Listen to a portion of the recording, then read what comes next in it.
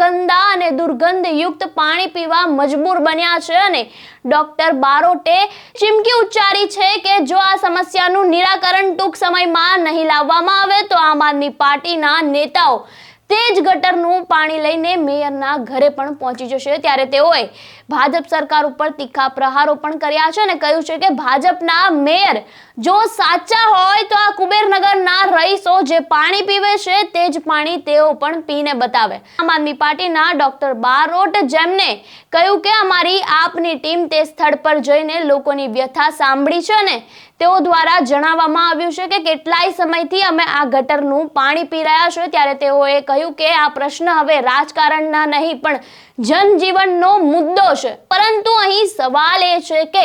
ભાજપ સરકાર કેટલે હદ સુધી નીચે જઈ રહી છે કે જાહેર જનતાને ગટરના પાણી પીવા પર મજબૂર કરી રહી છે ને પોતે સારા માયનું પાણી પીવે છે। ત્યારે આપનું આ ગટરના પાણીને લઈને શું કહેવું છે અમને કમેન્ટ બોક્સમાં આપના મંતવ્યો જરૂરથી જણાવજો।